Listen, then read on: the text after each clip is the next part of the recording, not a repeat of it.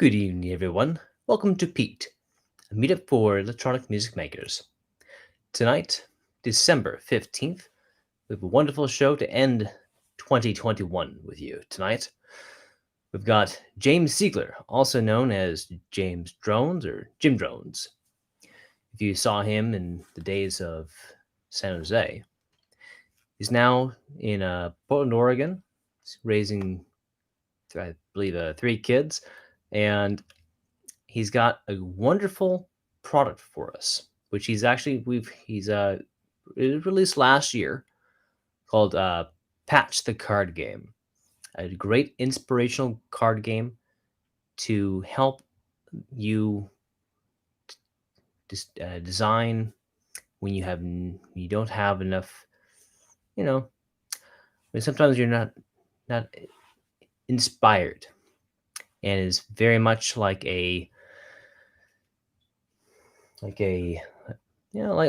playing Magic the Gathering, which is what the game is inspired by. A very cool game. And he's about to release the second edition of Patch the Card Game very soon. I believe right before Christmas. It's going to be happening real soon. You'll be able to order it real quick. And I too have my first set of Patch the Card Game from last year, which is very, very fun. And I enjoy it as much as anyone else has played played Magic the Gathering. Patch the Card Game is fantastic. And he'll be doing 2 sets tonight where he is showing us how you can use Patch the Card Game within a modular setup using Eurorack.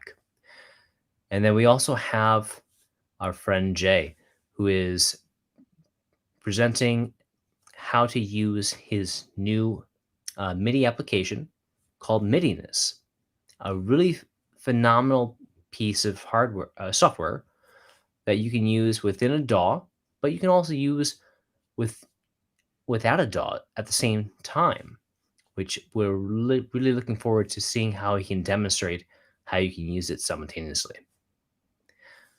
So, before we get into the interviews, we'll see how we can use Patch the Card Game by James Cigler, and then after that we'll go into. Actually, you know what? My mistake. We're going to do it in a different way. My mistake. First, we're going to go to Jay with Midinous, and then we will see James Cigler, I believe, yes? So, Rich, if you'll be so kind, please bring on Jay with Midinous. Hey everyone, this is Jay Norneck. I am the sole developer of Midinous, available on Steam. And today I'll just be walking through a simple patch that I made earlier today, actually. And instead of a DAW, I'll be showing you how to use it with hardware. So I have a patch wired up to my modular here, and I'm going to show you piping Midinous, like the raw MIDI, through several channels. So I'll be using one MIDI port, and I'll be sending it to several devices. You'll see the Empress Zoya here, and up at the top we have the hex inverter mutant brain, and then an Erica Black MIDI to CV V2. And so it's one port, but I've split all of the MIDI through what's called a MIDI router control center, and it's going to 3 separate devices even though it's the same port.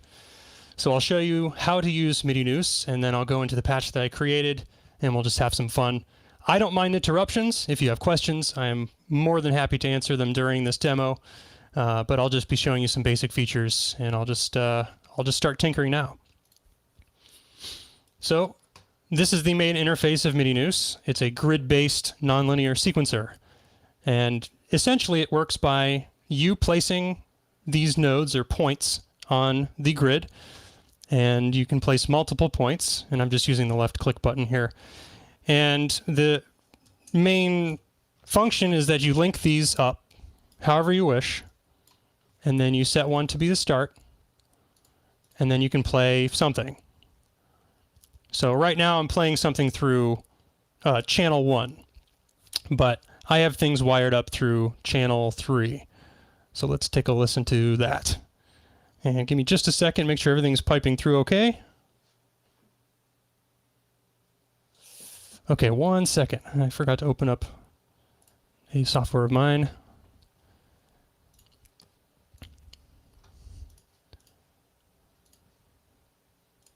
One moment.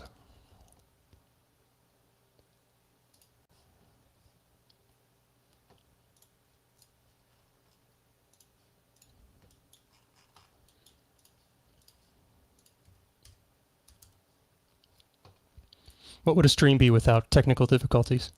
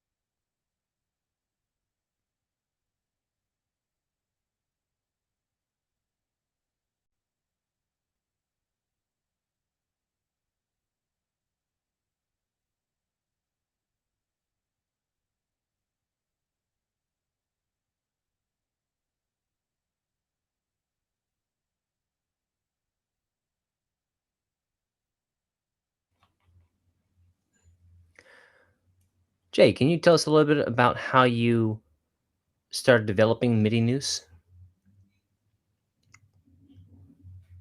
Sure, sorry about the technical problems. I had to restart my computer right before the stream, and it must have messed something up. So this is my first programming project. I started about a few years ago in 2019, and I made a version in a programming language called Ruby. And it was never really something I wanted to send out to users because it was such a pain to get started. People had to install like a development environment, and they had to install a bunch of scripting languages, and it just really was never where I wanted it to be. So I had the bright idea right around the end of 2019 to just create a version in C#, and so I used .NET, and here we are today. I just released it in, let's see, I released it right at the end of September, so it's been out for only a few months, and I'm closely approaching making this into a Mac version. So I've had users on my Discord testing for the past few days for that. Fantastic. And you currently have it available for Windows platform currently, is that right? That's right. And you can get it on Steam, which the reason I picked Steam is not only because it provides, I think it's very pro-consumer. You don't have to do a lot of authentication. You don't have to have any cross-licensing. It's all in one spot, and it's pretty much ubiquitous on Windows machines, is what I discovered. And I figured since most people would have a Windows machine with Steam on it, they could perhaps use it for their audio software too. So I released it on Steam, and so far the reception's been very good.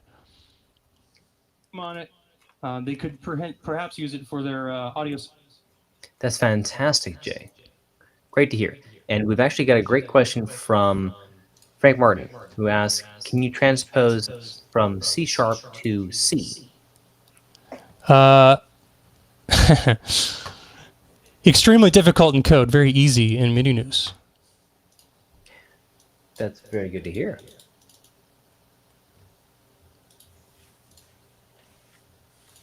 And for those of you who haven't had a chance to take a look at the demo of Midinous, which is available. Ooh, there we are.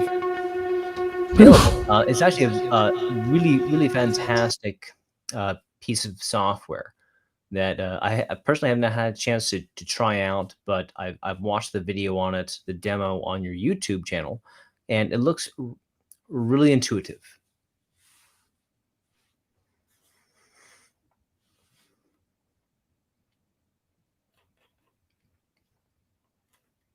And Jay, could you tell us what inspired you to create Midinous? Sure. So I created this because I felt there was a missing link somewhere. I had used similar software in the past, but it really never hit home for me. And I just decided one day that I could potentially do it better. And so eventually I started developing Midinous, and this is what we came up with today. So I'm going to turn off the screen capture in OBS because for some reason it messes up the UI. So I'm just going to share my bottom screen, and that should be fine for people to see. And I'll just zoom in. Yeah, last time I streamed this, just the window, we were missing some of the properties panes, and people were asking questions. So here we are, just on my screen. And if you can hear, hopefully you can hear. Yes, we can. This is a point object, which is now playing a MIDI note. In this case, it's 3C, according to my program, and note value 60. 0 to 127, this one's 60. So this is my middle C in Midinous, and I'm sending this MIDI to my modular. And you'll see my Zoil light up as the MIDI goes from Midinous to my MIDI router and out to my modular. So we'll go back to the program here, and we'll just start linking up points. So we have one point object. We can place a few more. Just get a really simple sequence going. And set one to start. And then we can push play. And now we have a sequence playing.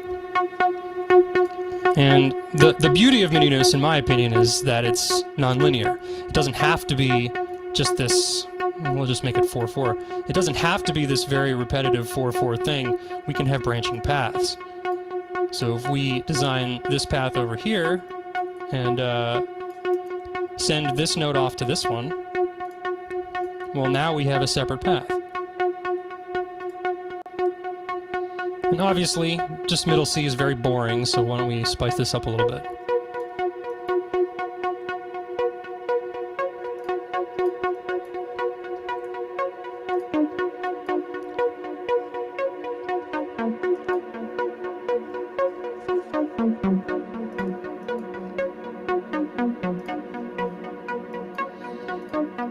So I've entered in all of the notes.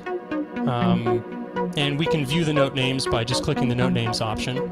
So we see here, it's like looking at a sheet of music, but you're sort of seeing it at a top level, and you can make this very unpredictable, but right now this is a very predictable sequence. But that's the basic way that you create a sequence in Midinous. And since I'm sending multiple channels to my modular, I can actually, on the fly, change the channel of this sequence. So I don't want it to go to channel 1 anymore. I want it to go to channel 3. So now I'm automatically playing a different voice on my modular. And it doesn't all have to be channel 3 either. I can have maybe this section up here be channel 1, while the rest of it's channel 3. So this is how you configure points on this grid and have the grids propagate. So we're going to go to things I pre-configured here in Midinous. This is just a baseline. So we can just start this. And these points around here are muted. So you don't actually, they don't send any MIDI data when they're muted. But we can sort of live edit by unmuting as it's playing.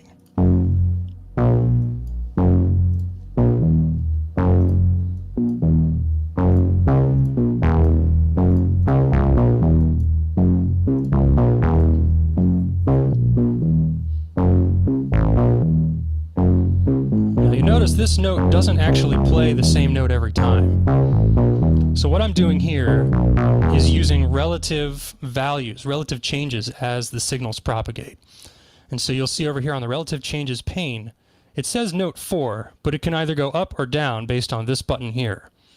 So every time this sequence hits this note, it could play up 4 or down 4 or anywhere in between based on the root note, which is 48 or 2C. So it's an octave down from middle C on this device. So every time it hits it, and for reference, I'll just mute everything else so we can just listen to that note, and it will be different almost every time.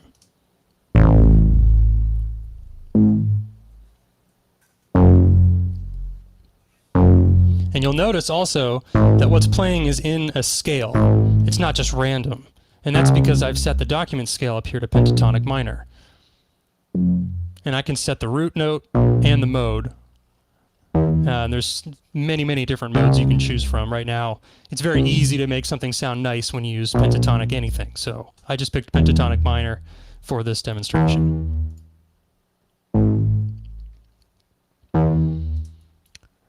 So that's our baseline, and we'll go over to our ARP sequence that I programmed earlier. And this one's just a straight through, just playing notes, with some added relative changes. Some of them do have relative changes, others don't. So we'll just hear what this sounds like.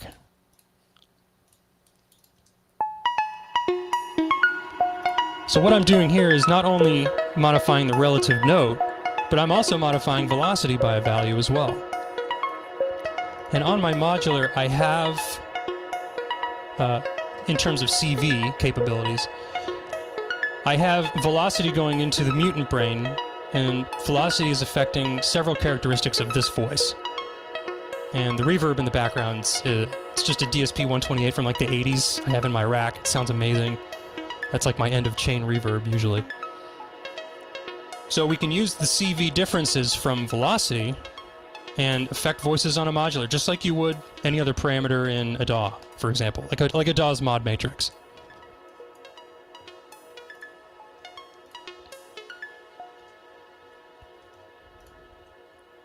And here's another simple sequence that I'd like to build off of. So you'll notice that two paths exit this one, and perhaps before you also notice that it iterates between going to one and then going to the other. That behavior can be changed. So I can demonstrate that here. Actually, yeah, you need to see this. Here you go. So this sequence is playing through the Zoya. I have an instro sake going into the Zoya, being modified and then sent back out. And here the velocity is affecting the filter strength, basically. So So this is a very basic sequence, and we can start adding to it while it's playing. Now, right now it's very chaotic because all of these are set to have random notes. But what I like to do in Midinous is have one section that's actually sort of stable. So for this channel 1 voice, we'll just go note down -2. That means it's not going to be relative based on the root note, it'll be relative based on the last thing that played. So if we send this middle guy here over to this note, you'll see the light pad up with when it's going to go there next. And let's just take a listen.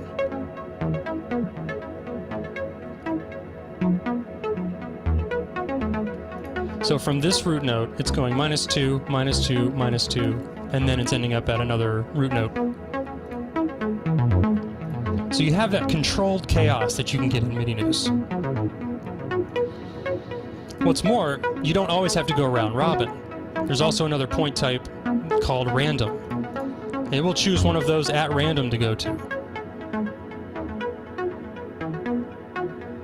So now we can start adding dynamics. Like, okay, it's got 3 random sequences that it can go to, separate ones from this main one. Well, why don't we add another? And we can have this one do something a little bit more special. Like, let's say, go up a few notes, and then come back down.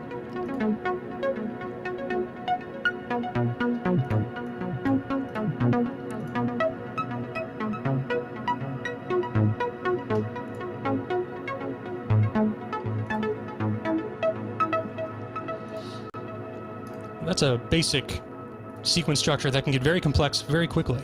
So we'll go over to one that I wrote up earlier. So you'll notice it builds a little bit off of what we were doing just before, but instead we have not only random but also branching past that stay the same. So this is a round robin node, and also is this, but this is random. So when we play this, we get some even more dynamics.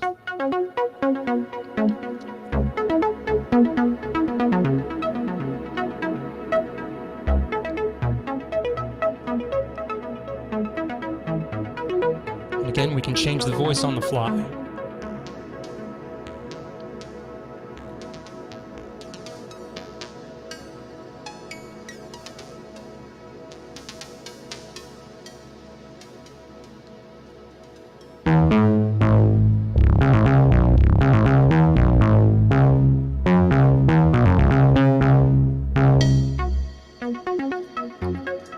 And that's the basic structure of Midinous. Now, of course, Midinous is not just relegated to notes, well, you know, musical tones. It's also able to be used with percussion. And so here's a short percussion sequence that I've generated. And the way that I don't want to do that. The way that I've set this up is in my mutant brain, I have and so I'll go back for a second. You can configure the mutant brain pretty much however you wish. So what I did is I picked channel 5, and in channel 5, each note of like 60, 61, 62, each group of 3 notes represents a different percussion sound. And so I programmed the mutant brain to only trigger on certain notes, but it'll be triggering percussion. Sort of the way a, let's say like a Kong drum pad works. So we can take a listen, and I'm sending this through, the sounds are being sampled from Rample, which is sounds that I created, and then I send them to the Zoya to be aliased a little bit because I really like that sound. So if we play this sequence,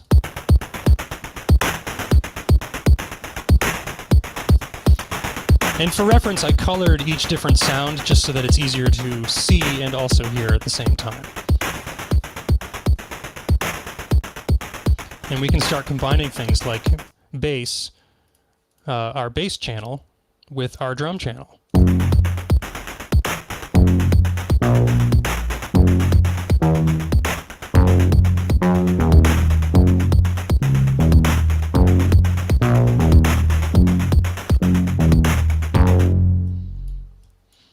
And obviously, we're not just relegated to straight percussion without any dynamics.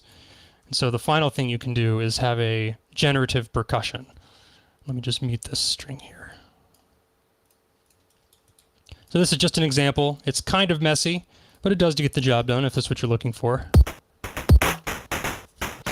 So all of these nodes are set to random, and none of them are weighted specifically to favor one path over the other.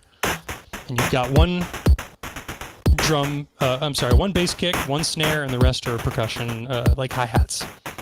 That's just an example of something you can do in Midinous to make some generative percussion, give some dynamics, maybe create some fills. You could have a straight sequence that leads into this and then makes a fill and then kicks back out, just as an example. And so we can start playing everything together. And I'll just flip over to my program here. Oops, bottom screen. And just start playing around with having all voices play at the same time. And with the control groups, you may have seen me auto-panning around. With the control groups, you can sort of set up having to unmute and mute different pieces all at once. You can just do it by using control groups and everything's selected for you. So in this case, I've got the bass, the ARP, and then the second ARP with a different voice. And then, of course, I've got my percussion down here. And there's a start node on each of these, which means they'll all play in unison with the clock. And I'll just push play.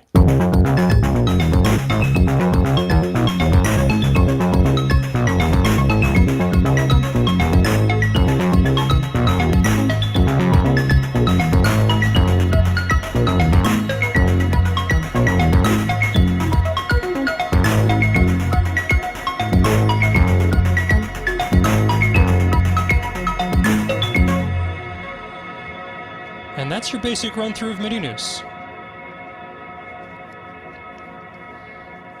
So you don't have to run it through a DAW. You can run it completely through hardware and basically use your computer or whatever this program is running on as a beat step, for example.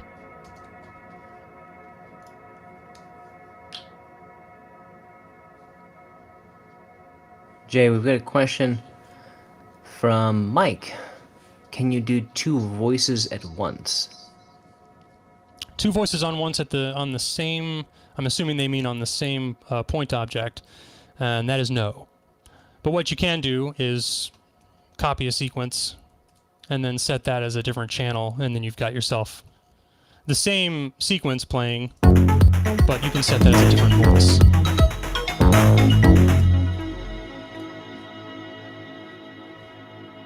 Okay. And we've got a question from my friend Roberto. He asks, can you add vocals or would that be separate? Vocals, so I should probably clarify, and oh my goodness, have you been looking at this backwards the whole time? That's not good. This is not a DAW. This is strictly a MIDI generator. So this will be generating MIDI that you can send anywhere. Could it trigger voice? Sure. You know, it's just however you configure it wherever you're sending the MIDI.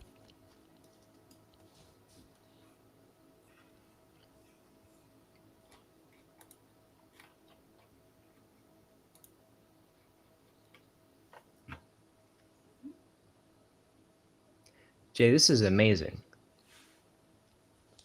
Thank you. This is definitely my passion project. I'm excited to get the Mac version out there soon, and I'm really excited to let people create. I love seeing what people make with this. And I mean, I have a bunch of patches that people made. I don't know if you're familiar with Venus Theory, but he made one called Ambient Web of Doom. That one looks insane. Let's see if this is all. So I don't know how this is going to sound, but I'm just going to press play. So of course my modular is monophonic, so it's not really going to give you the full breadth of what it could sound like if it's, you know, polyphonic. But I mean, I can kick up my reverb and this could get some serious energy going. Jay, do you have any examples of large projects? This would definitely be an example of such a project, I think. But I've had, as an example, I've had upwards of maybe 300 points on the screen at the same time. I've even tested with like tens of thousands of points. And I don't know what the utility of that would be, but it's certainly possible. And did you say this was open source? This is not open source. Initially, I did create an open source version, which is still out there.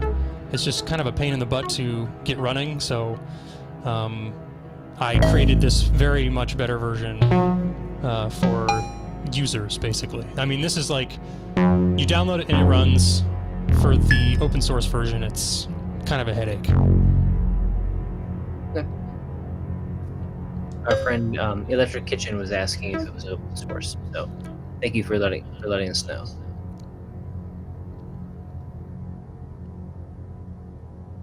And again, Jay, it's beautiful. It's beautiful to launch.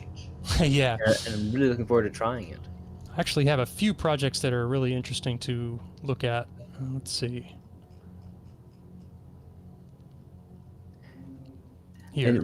And I'm also curious about your interface directly into your modular. What are you using specifically to get into to trigger your modular with the Eurobureau? Yeah, so I can just tab over to the modular and sort of explain a little bit. So MIDI from Midinous is going into a program called MIDI-aux, which is Windows specific, I believe, but I'm sure there are other programs to route MIDI for you. So MIDI-aux is sending this to my interface, MIDI out, and then my MIDI out is going into a MIDI routing control center, which is a device that lets you take one input port, or several, but you can switch between them, and then spit it out to something like 8 to 12 devices. So what I've done is I've taken the MRCC and I've taken the MIDI channel, the MIDI port that's coming from Midinous, and I'm sending it to my modular in 3 separate places. So we have one going to the Zoya, and then one going to the Mutant Brain, and then another one going to the MIDI to CVV2 from Erica Synths. And through that, I'm controlling separate voices. So I've got plates here, and I've got an intro sake, and of course, I've got my Zoya here, and then my favorite module in my entire rack, the ST0, or STO.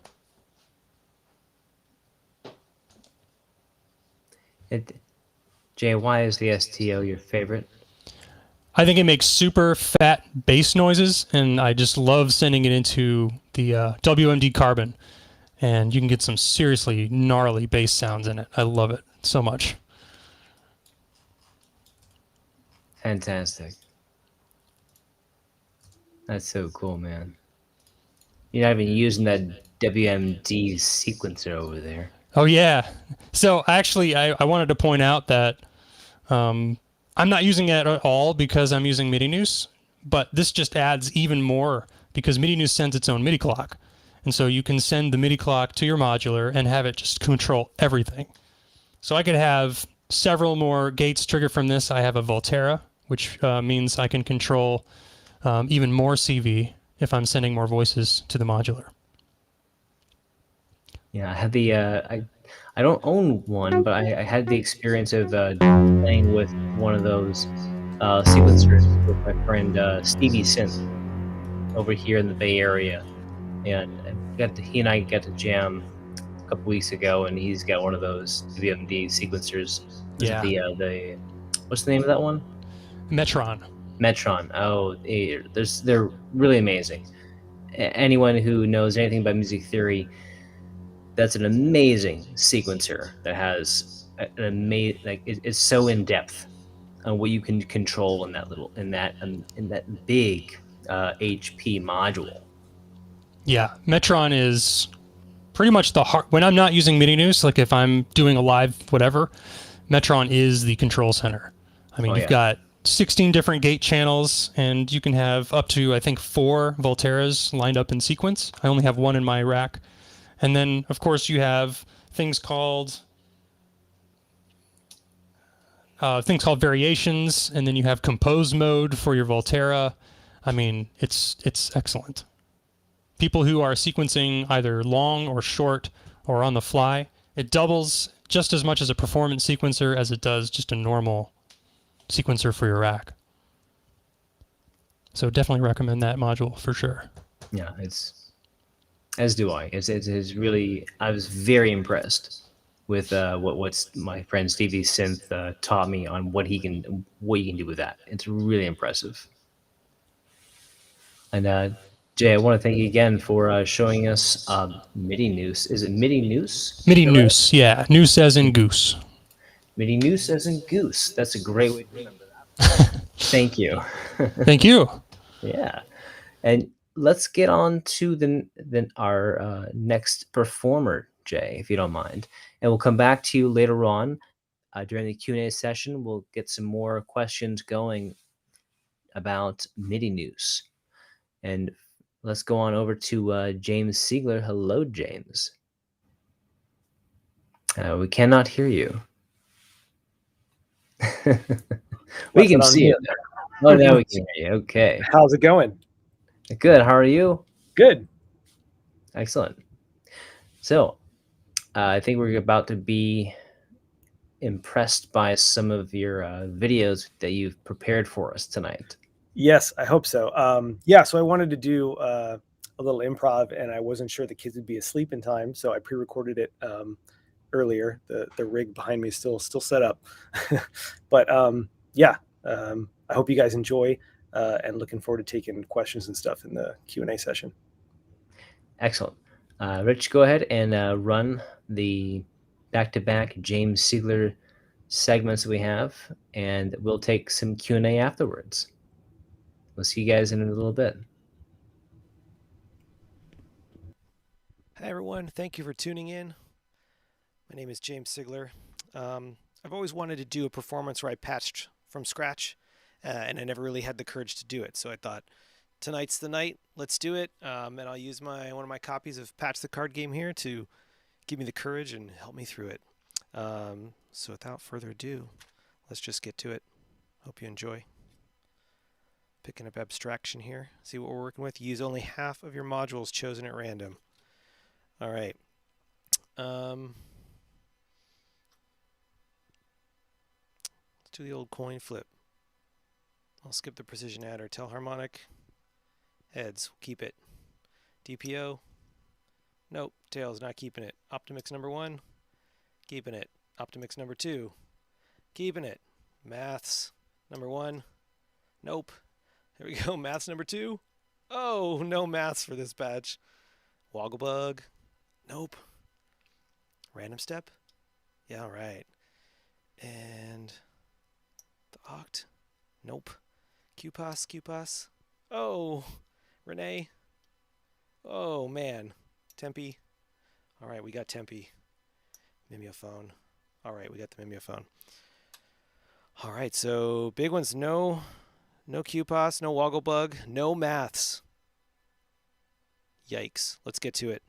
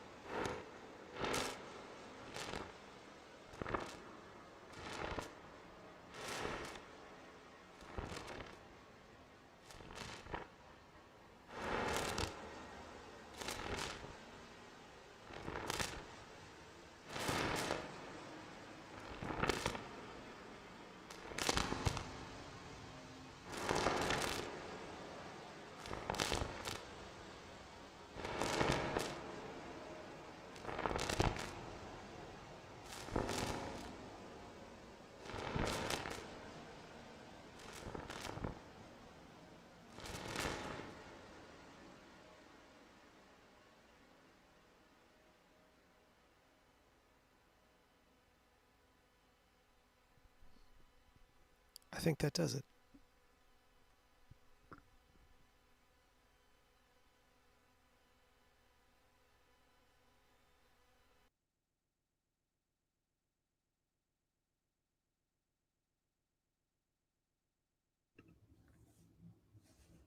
Hey, Corey. Hey. So let's have a little discussion before we go into the second video. Sure. Yeah. So Rich, let's bring Jay over into the conversation as well, and maybe we can watch the second video, James, that you've done after we've done a little bit of Q&A. Yeah, that sounds good. Yeah, cool. It'll be kind of like The encore for those who want to stay after class. yeah. Or like the cool video after the credits sort of thing. Yes. Yeah. And who's doing the echoes? Not sure. I'm getting some echoes here. Jay, is that coming from your end? Or is that James?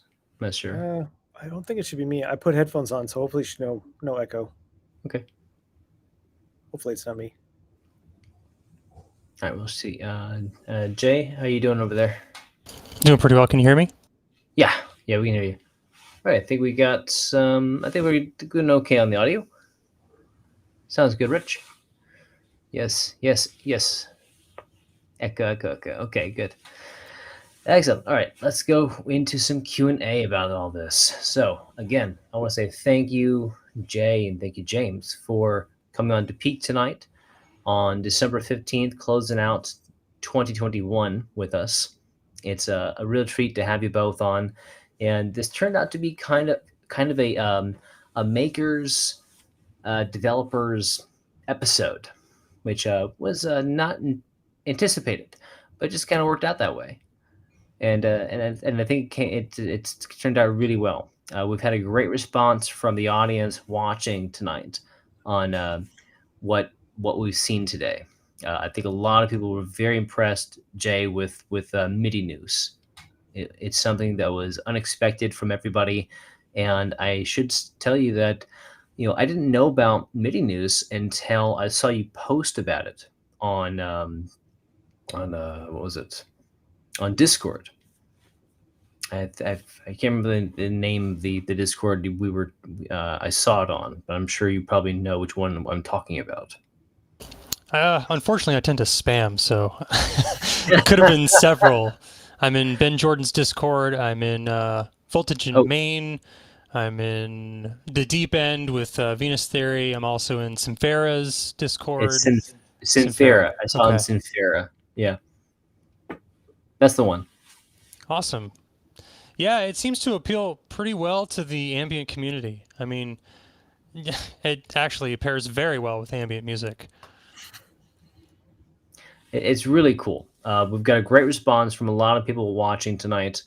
A friend of mine who doesn't even really play music, but loves music, was really impressed by it. My good friend Roberto, who has been watching tonight, and it's a real treat to have him on, of course. But again, it's a really cool application you've designed, and you say you can use it without a DAW, which you demonstrated tonight, which is really cool. That's right. And obviously, I designed it hand in hand with Reason. It's my DAW of choice, but you're certainly not relegated to that. I keep saying relegated tonight. I love that word. I've got friends who use it for VJ stuff, so video and audio. They use it to control lights, which is really neat. I mean, it's just MIDI data, right? You're sending MIDI data wherever you want it, and eventually I plan to add like CC controls as well as just having the note and velocity and channel. So I'm just hoping it continues to grow.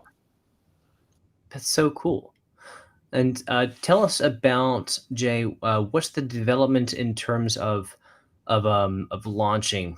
We know that it's available on Windows, and we know, and you've mentioned that it's going to be available soon on for Mac or Apple.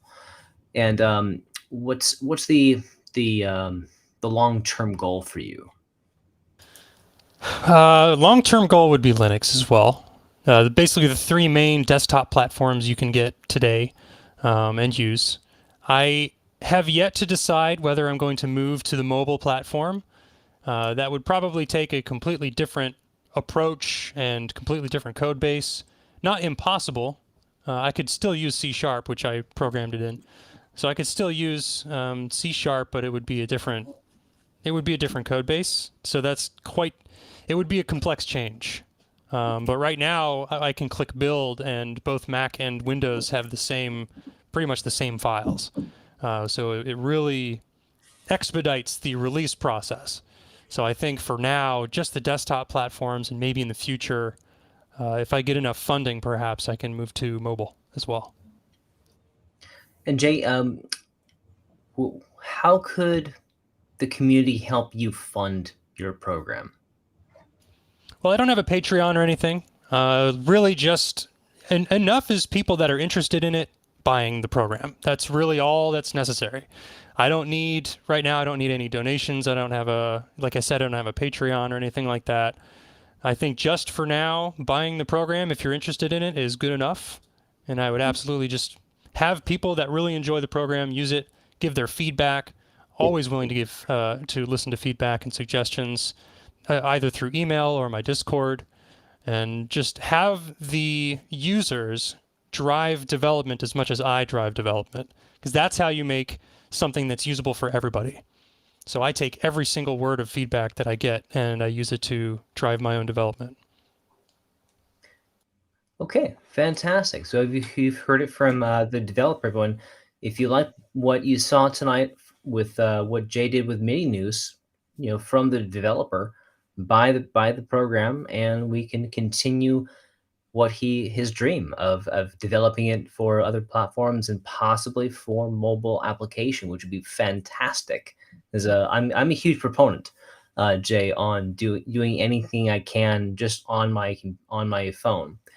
Granted, I do a lot of stuff already, just on my computer at the same time simultaneously, but I'm also a huge proponent of doing things on your phone, just because it's fantastic if you don't have the physical capacity to sit up and look at a computer.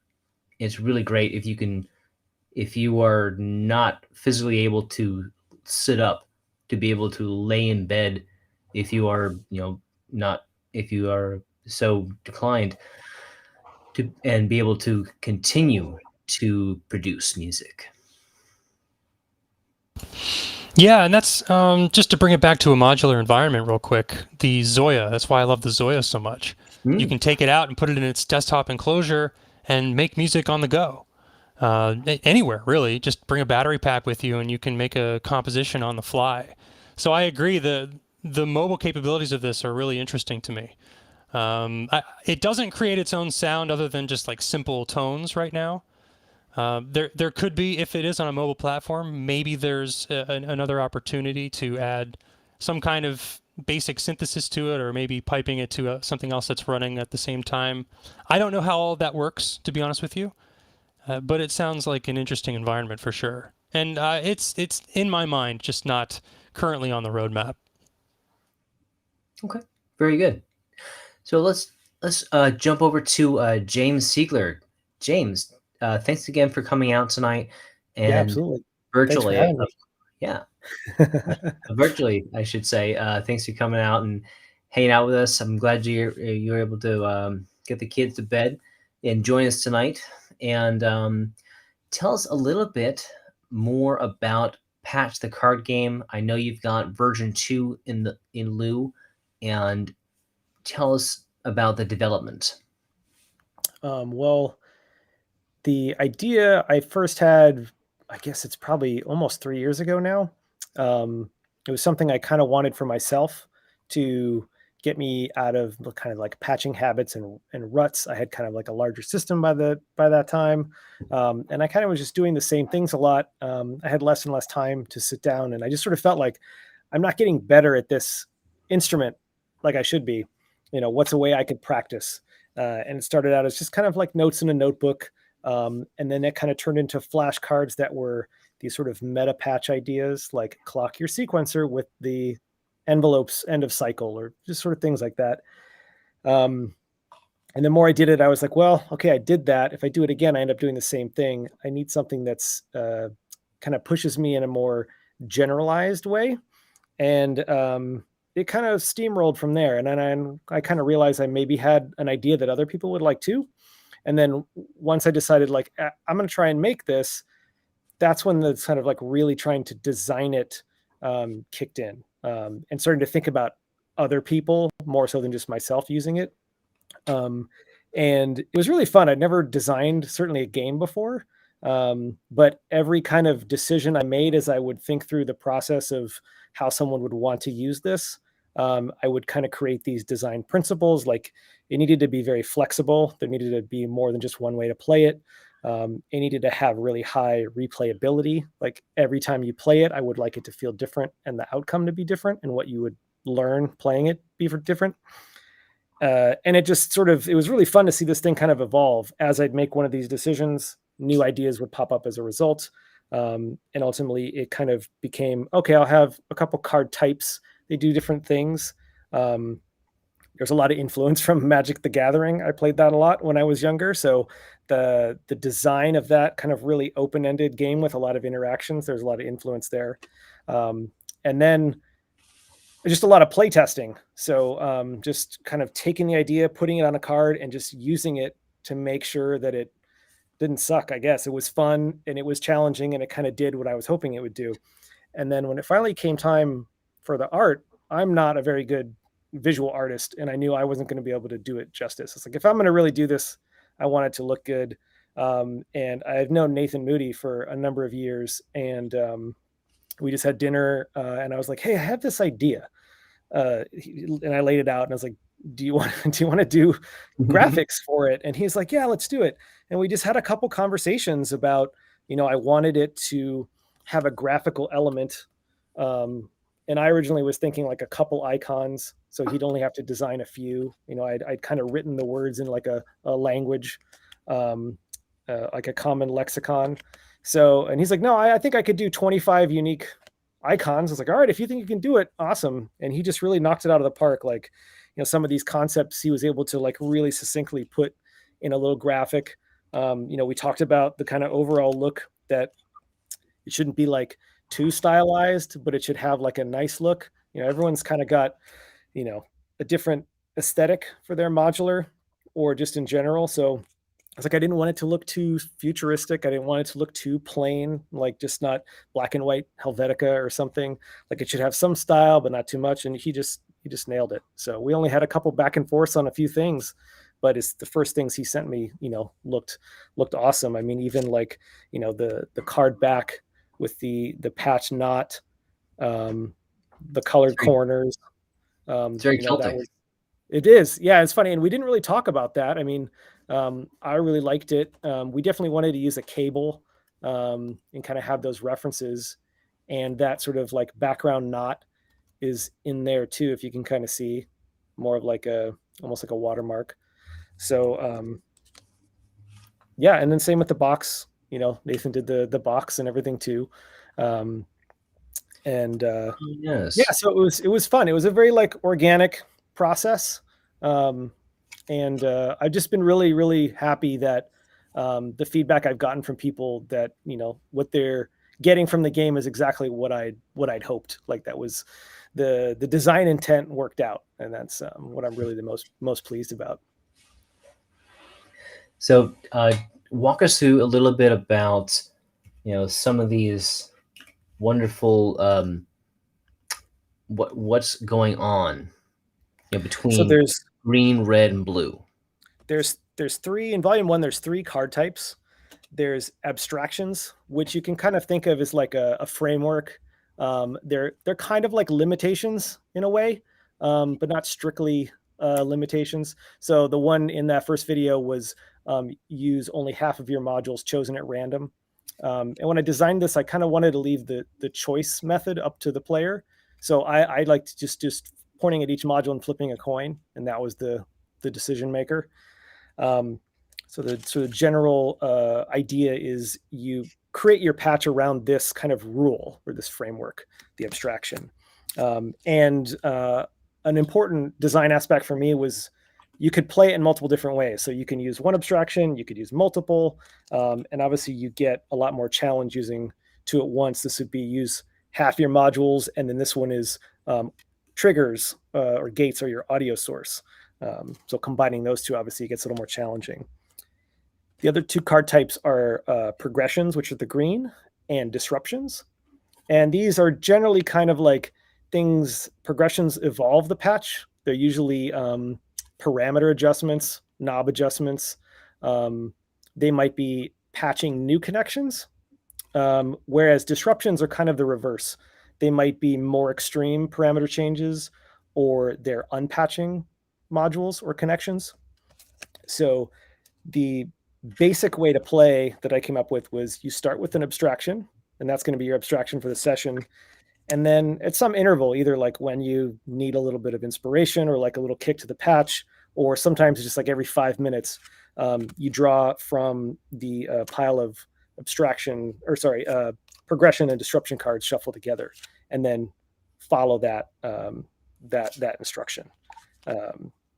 But it's also designed in a way that I want people to be able to play it however makes sense for their sort of workflow. So there's a lot of times where I just have the progression and disruption cards shuffled, and I'm just patching like normal, and I feel like I need a little something, and I just pull one out, follow it, and that might be enough. So even if you're not going to sit down and like really play a game, you just need to have something nearby to kind of knock you off balance a little bit, try something out. I wanted to make sure that people could play the game that way. And this idea came about before the time of COVID. So I had this idea of like people being able to play together.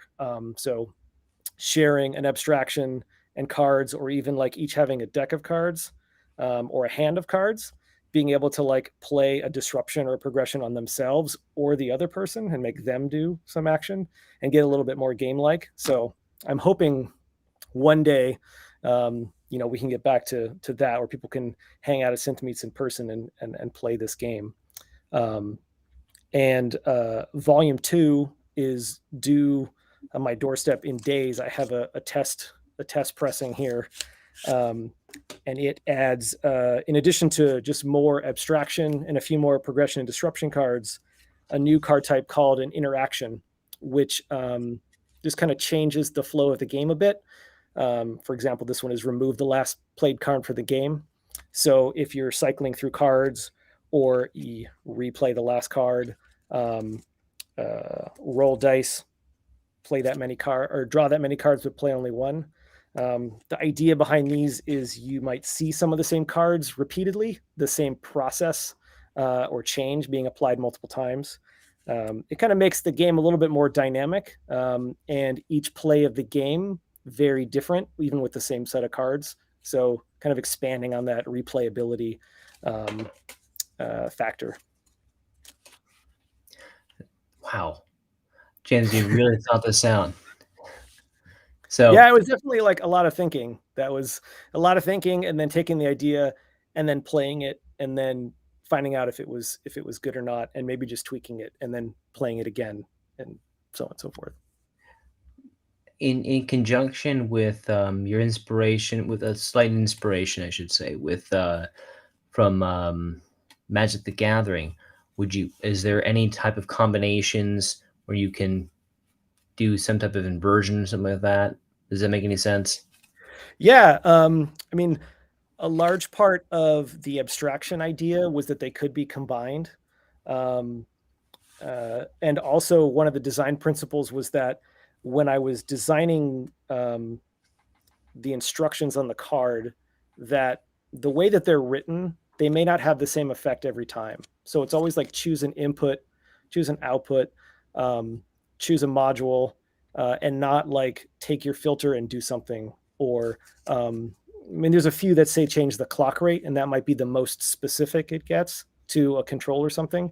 I wanted it to be that, like, if you played that same card 5 times in a row, each of those times it would be different. So, and that was one thing I always liked from certain Magic cards was they may do the same effect, but every time you play it, the situation that effect happens is very different.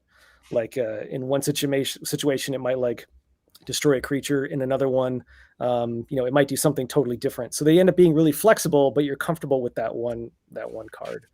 I mean, another sort of design element was the idea of a picture. I wanted it to be so that once people played this a few times, once they saw that picture, they knew that was to modulate the clock rate. They didn't have to read the card every time. That was something I kind of took from that. But most of it was kind of like the interaction and the dynamics of that game, and this, or at least the parts that I really liked, which was that, there was some cards that were very, very versatile, and they'd have, even though they were the same card, the effect might be different every time you played it.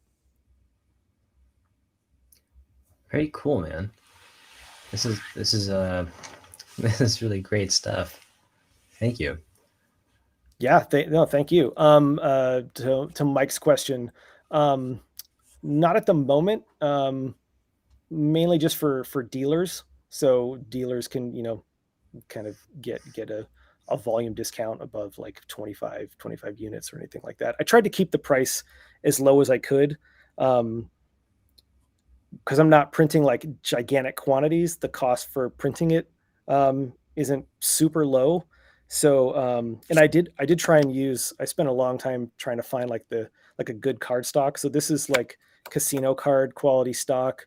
I tried to get one that wasn't like, it has a nice coating. So it's not exactly waterproof, but it's pretty well coated without being too reflective.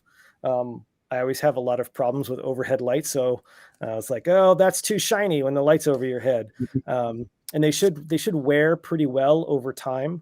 So they are like really good quality cards. They're not just like, paper. They have a nice coating and everything. And I thought the kind of like $25 kind of broke down nicely. It's like $1 a card. So no, not currently. Discounts for buying both together. Yeah, I guess that answers that question. Excellent. Well, this is, again, James, this is really fantastic stuff.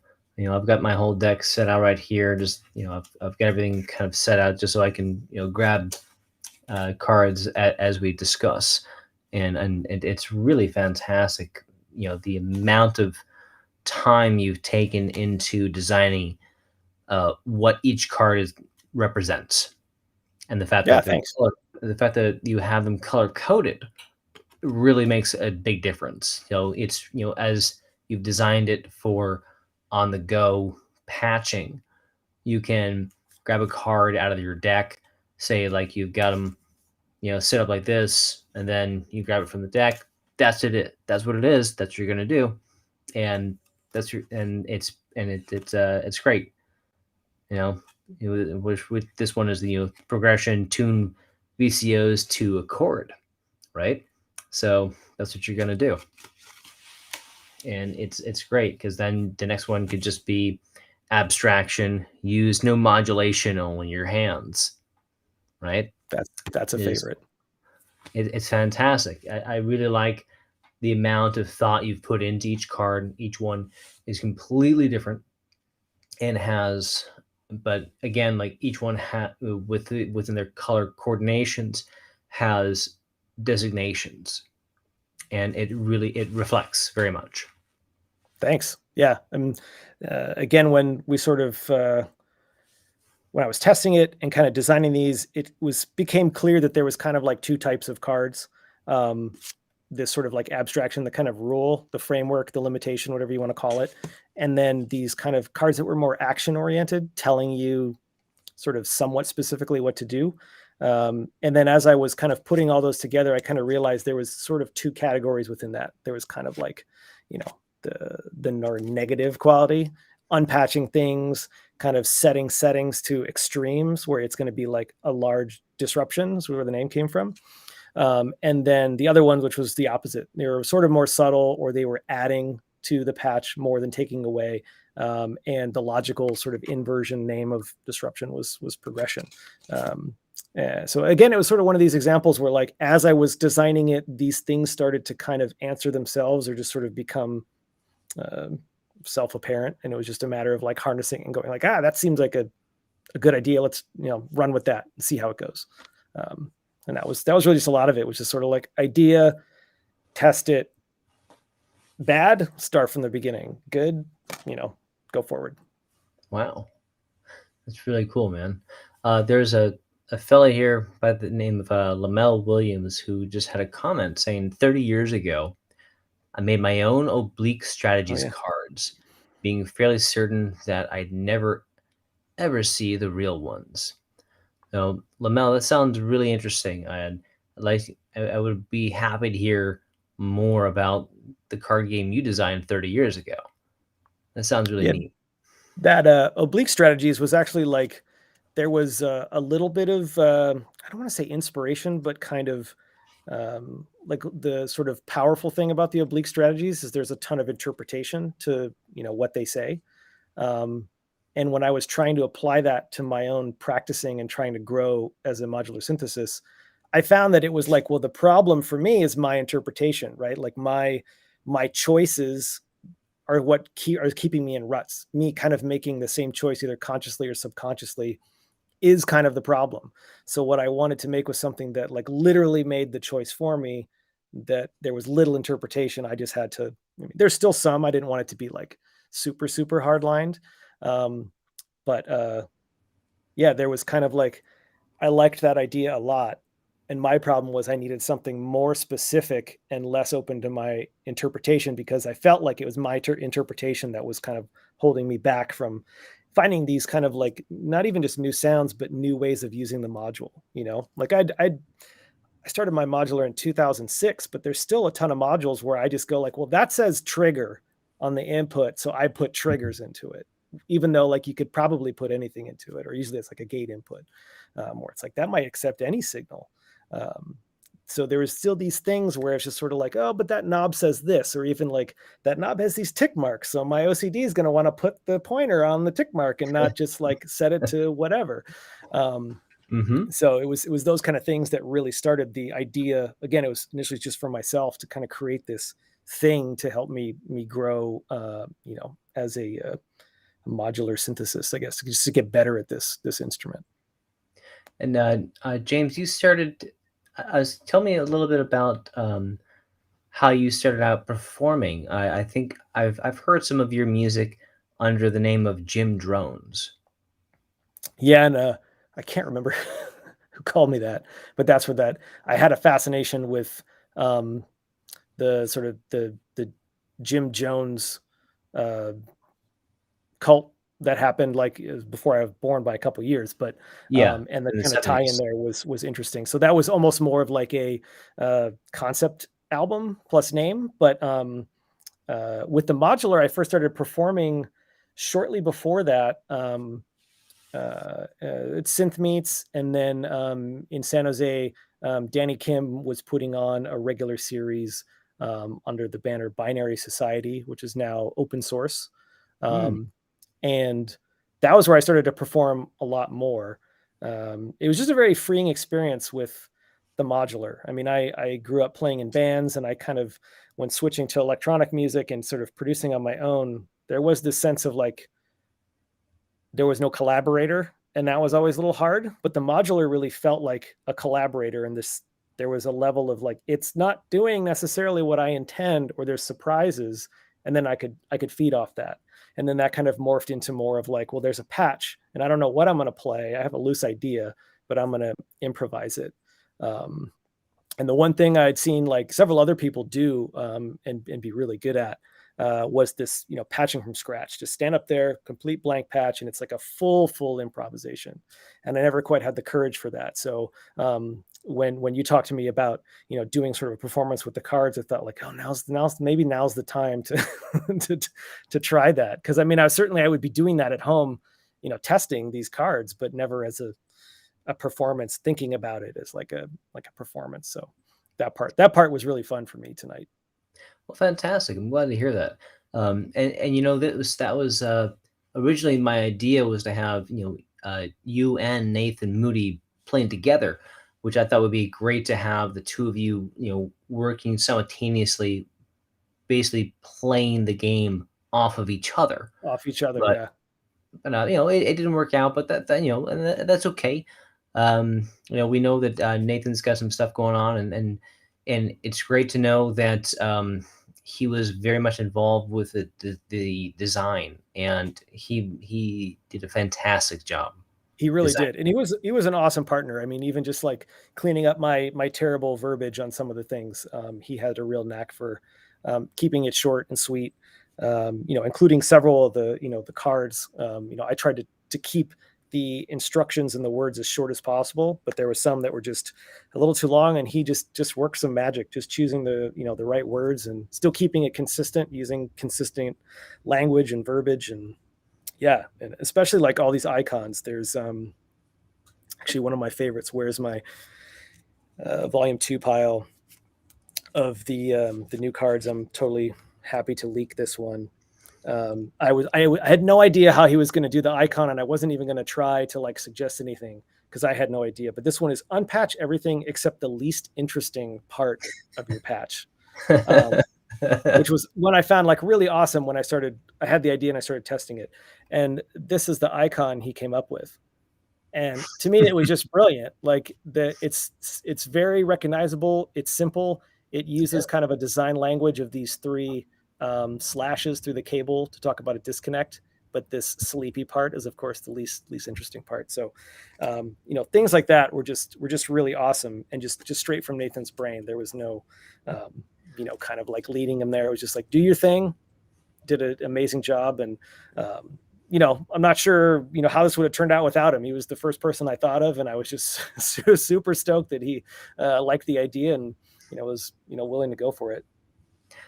My interpretation of that one card you just showed us of his, the cloud bubble with the Z's in it is very comic book, because I have a huge comic book background, with reading and write and illustration, and to me, like, from the standpoint of the author Scott McCloud with his series of books called Understanding Comics, that's something that resonates with what he would have instructed. Cool. And I don't know if Nathan would agree with that, but to me, that's what that says, is that like that's very much a design aspect of coming from a comic book standpoint. Sure. Oh yeah, absolutely. I mean, he did a great job too of just taking a lot of these, very, small graphic elements and keeping it consistent. Like there's different marks for unpatch, which you don't need to know, but over time you'll notice and you'll see that consistency. So I really liked these like layers that he had in there, of like, well, you don't need to know that 3 hash marks mean something and 2 hash marks mean something, but once you see it, it becomes that much more easy to recognize what the action was. There's a lot more dice roll kind of things that we did for volume 2, and he had some great graphics for that. I'm trying to find some other ones, but yeah, I mean, just that whole process was really awesome. Even this one was kind of like one I was sort of curious how we might come up with. This is change every mode switch or preset by 1. So it was just sort of like one column is the current, and we just decided to use some dots, an analog switch, and some soft buttons, and just show them slightly different on the next one. So yeah, it was just really fun to kind of like see that part of it too, and just let someone else in the driver's seat and add their creative input. That's so fun. This is awesome. So Rich is pinging me to have the second video go. How do you feel about that? Yeah, let's go for it. Yeah, it was just another sort of playthrough of the game like I did before, playing what I call the basic game, which is to draw an abstraction card, and then have a separate pile shuffled together of the progression and disruption cards. So I think in this video, I don't spend as much time patching until I draw more cards. So there's a little bit more, cards that you see. Yeah, so yeah, absolutely. Hope you guys enjoy. I'm trying to think. Instagram, James Cigler, or there's a Patch TCG Instagram. I'm happy to answer any kind of questions on there. Yeah, I hope you guys check out the game, and hope you enjoy the performances. It was fun making them. And thanks again for having me on. This has been really fun.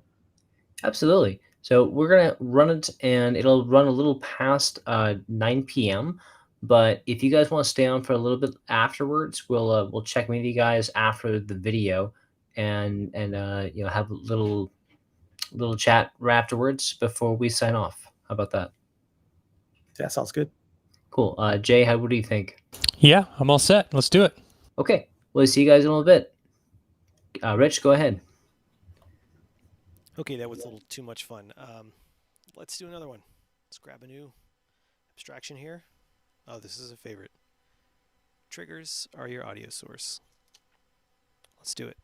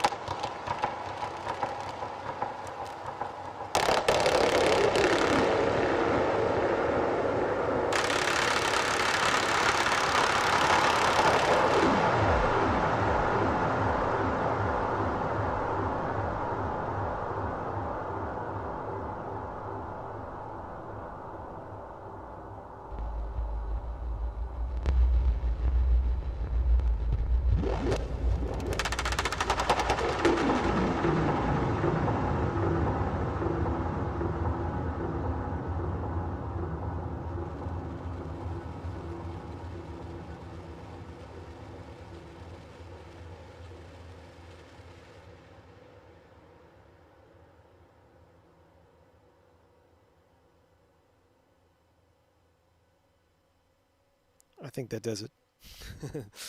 Thanks. I hope you enjoyed.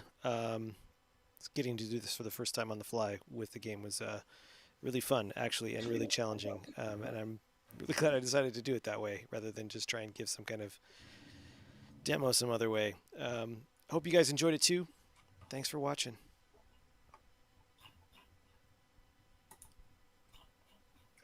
All right. And that was another wonderful segment of James Cigler working with Pat the card game. Excellent sound exploration. That was awesome.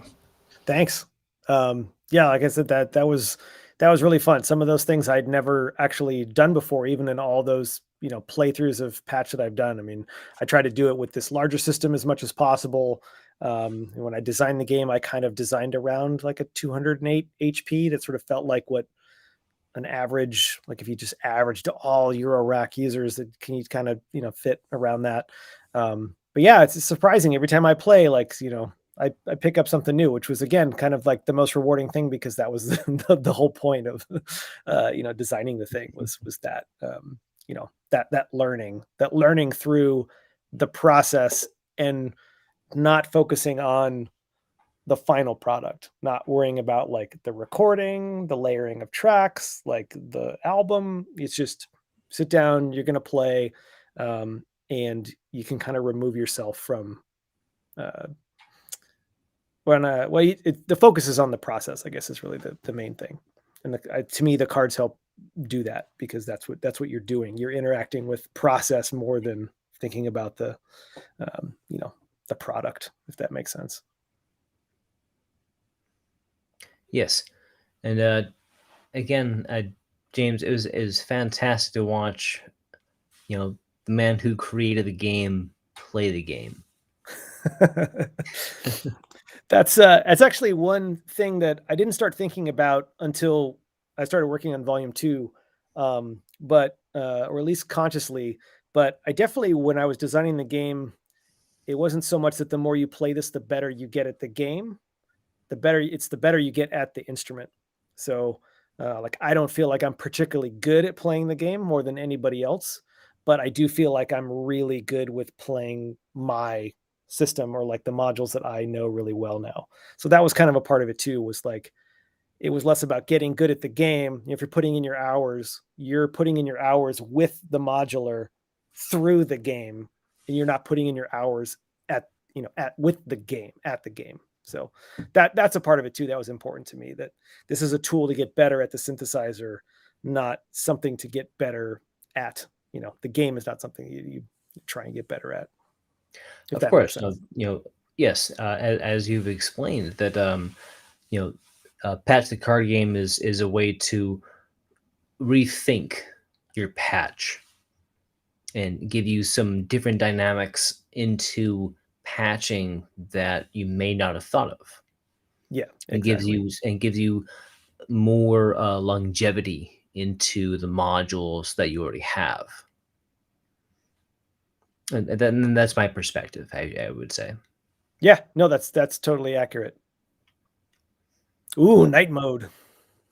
Yeah, sorry, that bright floodlight was really bothering me at this late, so I had to turn it off. That's a great tree. That looks really good, Jay. It's fantastic. We can even see like what module is circulating. What is that? That's the Erica Octo. Oh gosh, what's it called? Oh yes, yeah. Octosource. Yes. And it has like a bunch of different LFO modes and 8 outputs. It's really, really nice. That's cool.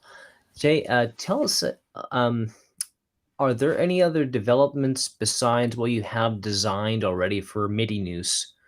Are there any other developments that you have thought of? Any other features, I should ask, that you are anticipating, or maybe not able to talk about yet? No, I can talk about it. I mean, it's my project. I can talk about whatever I want, which is nice. No, I don't have any blocks. So yeah, like I mentioned before, CC is something that a lot of people have requested, and I really do want to add that. It's going to take a big refactoring, but it is absolutely possible, and I absolutely intend to add it at some point. The other thing I want to add is actual logic into the program, like let's see, actual logic operators like and or and XOR and all of that. I want to have the little travelers, the little pips you saw running out across the paths. I want them to act like pulses, and you can sum them, you can OR them, you can do that kind of thing. So eventually I'd like to have those kinds of objects as well. And I think they would really pair nicely with everything else that's going on in the program and just make it that much more deep. Fantastic. And Jay, there was you had a question about the something that James was using in his patch, which was the landscape FM all flesh touch plates. Which James, could you tell us a little bit about how you were using the all flesh touch plates in your patch tonight? Haha, muted it. Yeah, so one of my favorite things doing with that, the all flesh is FM, because you get a little bit of voltage loss sort of traveling through your body, but it's still very sensitive to your touch. So like even just pressing a little bit harder, you can get a lot of variation. I find it works really good with FM. So, and I really like the sound of the Telharmonics FM. So I was using that a lot with two of the oscillators from the DPO. So you can do fun things like just touch one oscillator from the DPO and then touch the FM input on the Telharmonic, or touch both on the DPO. And now you're summing those two into the FM input of the Telharmonic through your body, which is, yeah, obviously you don't feel it, but that's what's happening. That is super cool. Yeah, it's really fun. And it's, again, what I really like is it's very expressive. So even though there is some sort of voltage loss going through your body, it is very sensitive to touch. So that part is very cool. And then in the second video, I was using it between the end of rise out, which was sort of like my process trigger through maths, into the QPOS input. So that was actually patching the trigger into the filter input. And that one, I don't know if that happens to be one of the all flesh that I made and botched very badly, that it was kind of like a little bit intermittent, or if there's something with like the DC, voltage from when the trigger is high. And because it seemed like it was in the performance, I remember it seemed like it was responding more to me lifting up than me touching it. But it's an awesome, little product. It's just a little 1/8" jack soldered to a copper touchpad. Yeah, and I'm sure it's not that great to see on the webcam here because it's I can't really focus that well on them. But as you can see, they're very, very small touch plates, and these are the all flesh touch plates from Landscape FM, and all the soldering was done by Richard Hogben. So thanks, Rich. I still use them today. They're fantastic. And as you can see, combining triggers is another fun one. Yeah, I didn't there, but often I'll have several patched into tempi, and then you can kind of get these really fun rhythms by combining through your skin multiple clocks.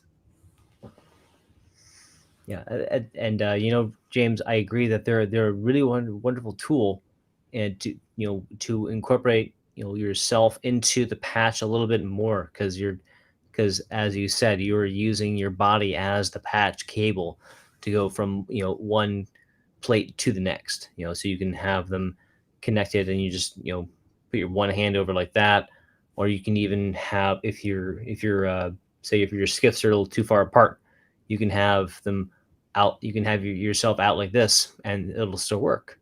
Mm-hmm. Yeah, there's a very fun physicality to it that I like to call myself a reformed guitar player. So there's probably some level of fretting that my fingers might miss or something. So I enjoy that part, and it's fun to do with cables too. I mean, you could have a cable patch somewhere and just tap it, touch it to those all flesh, and that works too. But yeah, just being able to put your hands on it is really fun. Absolutely. So as we've gone a little over on our time tonight, I don't want to take you guys up too much later than we already have. I'm sure, James, you've got plenty of things to do tomorrow, and then Jay, I know you're up a little later than, well, you might be up Might not be your bedtime yet, but I got 2 hours left. I'm good. good. I'm not holding you up too much. I'm glad to hear it. Guys, I want to thank you so much for coming on to Pete and showcasing Midinous and Patch the card game. We're all looking forward to the second edition of Patch the card game.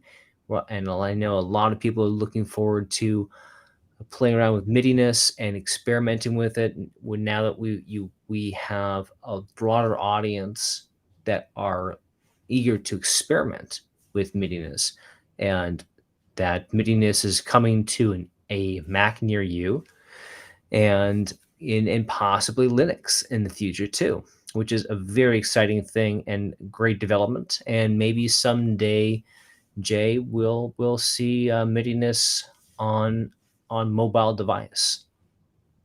Yeah, perhaps. I, That's all I can say now. Is perhaps. of course, I wouldn't push anything, of course. But again, it's fantastic work. Both of you have developed fantastic things.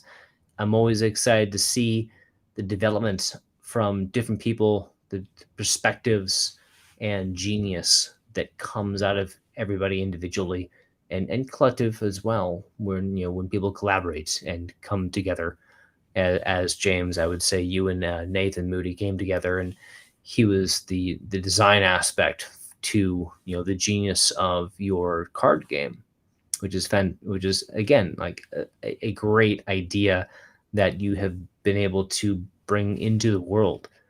And a lot of us have already enjoyed it very much, and we're all looking forward to your second edition and continuing to have these wonderful ideas of inspiration that will change our patches continuously that we may not have thought of before. Yeah, thanks. I mean, like Jay mentioned too, how much he loves seeing what people make with Midinous. It's the same thing. I love hearing that people are getting out of the game what I kind of intended for the game to do. So that's by far the most rewarding. Very cool, man. And I don't think we have any other further questions. And are there any other questions that James or Jay you have for each other, or anything you would like to add about your products? I'm sure I'll have Jay and I worked out a trade in the backstage chat, so I'm sure we'll be having some questions back and forth pretty soon. Yeah, I'm pretty excited about it. I didn't mention this earlier as well, but Midinous does have a free demo. So if you want to try it out, go for it. All of the features are unlocked, but you're just limited to like a certain number of points, and you can't open anything, but you can still save. So definitely try out the demo before you buy, and I hope everyone enjoys. I certainly will enjoy using the cards, by the way. That's just so cool. I can't believe I never even heard of these before. And I did hear about the oblique strategies, and this is a perfect marriage of that and modular. Can't wait. Thanks. Like I said, I'm excited to try some, sort of probabilistic steps in different sequences that can diverge down paths into different sequences and stuff that, it's possible to patch with modules, but it'd be really fun to just have that saved in an app. So likewise. And yeah, I haven't done the greatest job marketing with a day job and 3 kids. Like by the end of the day, when I start to think about Instagram posts and stuff, I just kind of. I'm in the same boat. I know what that's like.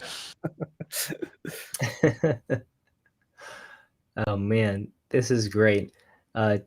Jay and James, again, thank you so much for coming on tonight. And, yeah, thank you. Yeah, thank you. Of course. It's my pleasure. As what Rich and I do with Piqued, we're about promoting people who are doing unique things with electronic music. A lot of it has been about promoting the unique artists who are within electronic music. And to date, we got to enjoy a little bit beyond just the creative process, but where we actually see the developers on the background of what you guys have done with your products and what you've and how you've designed it so that other people can create wonderful new music with it. And it's a really it's a special thing, and I'm really excited that we've gotten to showcase you guys tonight, and that other people are going to be inspired and purchase your products and then create new things that no one's ever thought of. And it's always wonderful to hear what people are going to do with it.